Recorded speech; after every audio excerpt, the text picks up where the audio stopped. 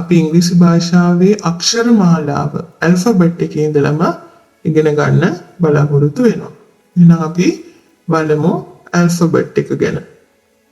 එතකොට දුවේ පුතේ ඔයාලා දන්නවා ඉංග්‍රීසි භාෂාවේ ඇල්ෆබෙට් එකේ අකුරු 26ක් තියෙනවා. නේද? එතකොට මේ අකුරු 26 අපි ආකාර දෙකකට ලියනවා. පළවෙනි ක්‍රමය තමයි capital letters. මේ බලන්න capital letters ලියන හැටි. අපි කියමු බලන්න A B C D E F G H I J K L M N O P Q R S T U V W X Y Z.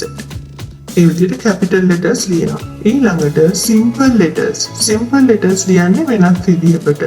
මේ බලන්න ඒ අකුරු ටිකක් A B C D E F G H I J K L M N O P Q R S T U V W X Y Z. එතකොට ඔයාලට පේනවා ඉංග්‍රීසි අක්ෂර මාලාව අපි අකුරු 26 ආකාර දෙකකට ලිව්වා. ඊළඟට පුතේ අපි මේ අක්ෂර මාලාව කොටස් දෙකකට බෙදා ගන්නවා. පළවෙනි එක තමයි vowels. vowels කියන්නේ ස්වර. ස්වර තියෙනවා 5ක්. මොනවද? A E I O U. ඊළඟට අකුරු 26න් 5ක් ගියාම ඉතුරු 21. අකුරු 21ට අපි කියනවා consonants. එහෙම නැත්නම් ව්‍යංජන අක්ෂර. මේ තියෙන්නේ ඒ අකුරු ටික. එතකොට අක්ෂර මාලාව කොටස් දෙකයි vowels, consonants. නේද? හරි. ඊට පස්සේ අපි බලමු ඉංග්‍රීසි භාෂාව ඉගෙන ගන්නකොට අපිට හම්බ වෙනවා තවත් වචන දෙකක්. ඒ තමයි singular plural. මොනවද කියන්නේ? singular කියන්නේ ඒක වචන. plural කියන්නේ බහු වචන. තේරුණා නේද? හරි. ඊට පස්සේ අපි යමු තවත් වචන තුනක් බලන්න. මොනවද මේ? present tense, past tense, future tense. ඒ කියන්නේ පුතේ සිංහල භාෂාවේ තියෙනවා කාල තුනක් නේද? වර්තමාන කාලය, අතීත කාලය, අනාගත කාලය. අන්න ඒක තමයි මේ කියන්නේ. present tense කියන්නේ වර්තමාන කාලය, past tense කියන්නේ අතීත කාලය, future tense කියන්නේ අනාගත කාලය. හරි. ඊට පස්සේ අපි යමු forms of sentences. ඒ කියන්නේ මොකක්ද පුතේ? අපි ඉංග්‍රීසි භාෂාවේ ඕනෑම වාක්‍යයක්, ඒ කියන්නේ present tense වාක්‍යයක්, past tense වාක්‍යයක්, ඕනෑම වාක්‍යයක් sentence එකක් අපි ආකාර තුනකට හදන්න ඉගෙන ගන්නවා. මොනවද ආකාර තුන? affirmative form, negative form, question form. ඒ කිව්වේ මොකක්ද? affirmative form කියන්නේ ඇත යන අර්ථය. negative form කියන්නේ නැත යන අර්ථය. question form කියන්නේ ප්‍රශ්නාර්ථය. තේරුණා නේද පුතේ? හරි. ඊට පස්සේ අපිට ඉංග්‍රීසි භාෂාව ඉගෙන ගන්නකොට තවත් පද 4ක් හම්බ වෙනවා. ඒවට අපි කියනවා articles කියලා. දැන් උදාහරණයක් විදිහට අපි ගත්තොත් පුතේ පොත කියන නාම පදේ ගත්තොත් අපිට පොත කියලා කියන්න වෙනවා, පොතක් කියලා කියන්න වෙනවා. නේද? ළමයා කියලා කියන්න වෙනවා, ළමයෙක් කියලා කියන්න වෙනවා. අන්න ඒ ආකාරයට කියන්න අවශ්‍ය වෙන පද 4 තමයි a and the the. මෙතන the කියන පද දෙක, the කියන පද දෙක එකම ආකාරයට ලිව්වට කියන්නේ the කියලා එකක් කියන, අනිත් එක the කියලා තමයි කියන්නේ. එතකොට මේකේ මොකද්ද මේ වෙනස අපි මොකද්ද කියලා බලමු. එතකොට consonant sounds වලින් පටන් ගන්න නාම පද වලට අපි යොදාගන්නේ a සහ the කියන පද දෙක පුතේ. vowel sounds වලින් පටන් ගන්න නාම පද වලට අපි යොදාගන්නේ n සහ d කියන පද දෙක. අදුවේ පුතේ ඉතින් අපි බලමු මේ පද 4 කොහොමද යෙදෙන්නේ කියලා උදාහරණත් එක්කම. මේකේ බලන්න පුතේ මේ නාම පද 5. boy, pupil, dog, girl, farmer. මේ නාම පද 5ම පටන් ගන්නෙ consonant sounds වලින්. නේද? එතකොට අපි පළවෙනි එක ගමු a boy. a boy කියන්නේ පිරිමි ළමයෙක්. the boy පිරිමි ළමයා. a pupil ශිෂ්‍යයෙක්. the pupil ශිෂ්‍යයා, a dog බල්ලෙක්, the dog බල්ලා, a girl ගැහැණු ළමයෙක්, the girl ගැහැණු ළමයා, a farmer ගොවියෙක්, the farmer ගොවියා. ඊළඟට අපි බලමු and සහ the කියන පද දෙක. ඒ පදවලට අපි උදාහරණ අරන් තියෙනවා බලන්න පුතේ. animal, elephant, inspector, ox, umbrella. මේ nouns පහම පටන් ගන්න vowel sounds වලින් නේද? එහෙනම් අපි කොහොමද ඒක කියන්නේ? animal කියන්නේ an animal කියන්නේ සතෙක්. එතකොට a නෙමෙයි and දාලා තියෙන්නේ. vowel sound එකෙන් පටන් ගන්න නිසා an animal. සතා කියන්නේ the animal නෙමෙයි කියන්නේ අපි මොකද්ද? the animal. එතකොට elephant අලියෙක් කියන්නේ කොහොමද? an elephant. අලියා කියන්නේ the elephant.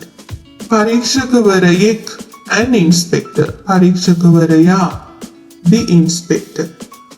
ගවයෙක් an ox. ගවයා the ox. උඩයක් an umbrella. උඩය the umbrella. තේරුණා නේද පුතේ? හරි. ඊට පස්සේ අපිට ඉංග්‍රීසි භාෂාව ඉගෙන ගන්න අවශ්‍ය වෙන තවත් පද හතරක් තියෙනවා. ඒව තමයි this, these, that, those.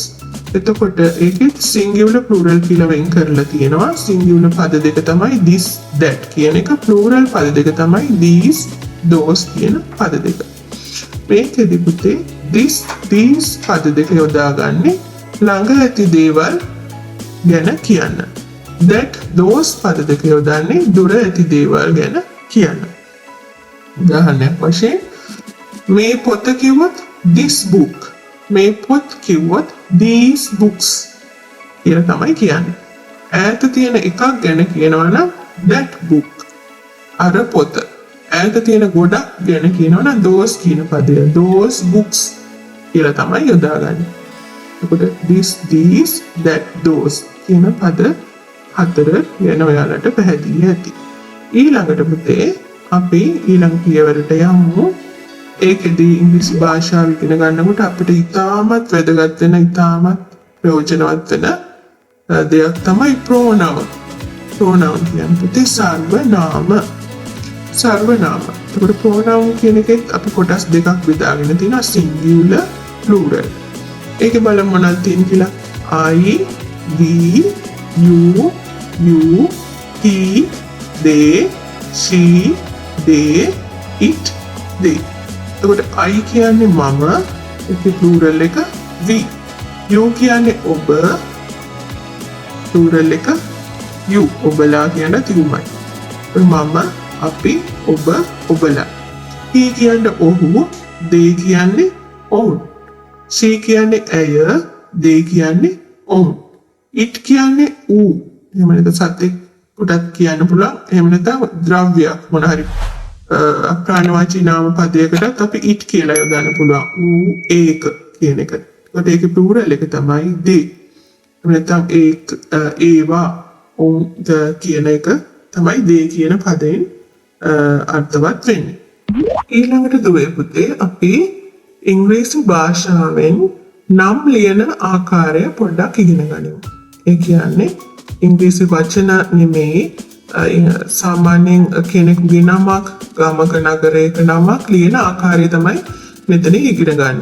දැන් අපි ඉංග්‍රීසි භාෂාවේ දේවල් වලට කියන නම් එහෙම මේ ක්‍රමයට ලියන්න පුරුදු වෙන්න බෑ. මොකද ඒවා අපු ස්පෙලිංස් පාඩම් කරලම ඉගෙන ගන්න ඕනේ.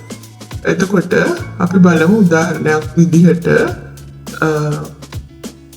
consonants හතරක් අරගෙන තියෙනවා. පළවෙනි එක තමයි R. ඒකට R විතරක් තිබ්බහම ශබ්දය. K අකුර අරන් තිනවා. එතකොට K විතරක් තිබ්බොත් ඒක ශබ්ද කරන්නේ කියන විදිහට. ඊට පස්සේ L කියන consonant එක ශබ්දය. M කියන consonant එක ශබ්දය. එතකොට මේ consonants වලට vowels එකතු වෙලා තමයි ශබ්ද හැදෙන්නේ පුතේ. අපි බලමු උදාහරණයක්. R කියන consonant එකට A, E, I, O, U කියන vowel sounds දාපුවාම අපිට ලැබෙන ශබ්ද මොනවද කියලා. R, A, වුණාම අපිට ලැබෙනවා ශබ්දය ර. එහෙම නැත්නම් රා. RE කියන එකෙන් රි. එහෙම නැත්නම් රේ කියලා ශබ්දයක් ලැබෙනවා. RI එකෙන් රි. එහෙම නැත්නම් රයි. RO එකෙන් රෝ. එහෙම නැත්නම් රෝ කියලා ශබ්ද කරන්න පුළුවන්. RU එකෙන් රු.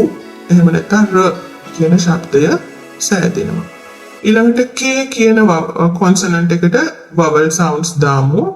KA කිව්වොත් ක කා. KE කිව්වොත් කේ කි. KI කිව්වොත් කි කයි. KO කිව්වොත් කෝ කෝ. KU කිව්වොත් ක කු. ඊළඟට LA කිව්වොත් ල ලා. LE කිව්වොත් ලේ ලී. LI කිව්වොත් ලී ලයි. LO කිව්වොත් ලෝ. LU කිව්වොත් ලු ල. ඒ විදිහට ශබ්ද හැදෙනවා. තවත් උදාහරණයක් ගමු අපි. M කියන කොන්සනන්ට් එක. එතකොට MA නම් මා. ME නම් මී. MI නම් මයි. MO නම් මෝ. MU නම් ම කියන ශබ්ද. එතකොට මේ උදාහරණ වලින් ඔයාලට තේරෙන්නේ නැති කොන්සනන්ට්ස් වලට කොහොමද vowels එකතු වුණාම ශබ්ද හැදෙන්නේ කියලා. අපි එතකොට මේ ශබ්ද යොදාගෙන නම් ලියන විදිහ බලමු. මාලා කියලා ලියලා තියෙන විදිහ බලන්න. මා කියන්නේ MA, ලා කියන්නේ LA. Kamal KA MA, L කියන්නේ L එක විතරයි. නේද පුතේ? ඊට පස්සේ තවත් තියෙනවා වෙනත් ශබ්ද. එකේ GA කියලා ලිව්වොත් ग. SH වලින් ශබ්දය. CH වලින් ශබ්දය අල් ඡයන්න. HA වලින් හ ශබ්දය. X එකෙන් ශබ්දය. TH වලින් අල් ථයනු ශබ්දය සෑදෙනවා. එවිට මේ සියලුම දැනුම උපයෝගී කරගෙන අපි නම් කිහිපයක් ලියමු බලන්න. මනුෂ්‍ය කියලා ලියමු බලන්න. කොහොමද ලියන්නේ? MANUSHA. චන්දිමා ච ශබ්දය කොහොමද හදන්නේ? CHANDIMA චන්දිමා. හාරගම. හා කියන්නේ කොහොමද? HARAGAMA හාරගම. උත්පලා. UTHPALA. එතකොට මේ උදාහරණ වලින් ඔයාලට තේරුණා නේද ඉංග්‍රීසි අකුරු යොදාගෙන කොහොමද නම් ලියන්නේ කියලා?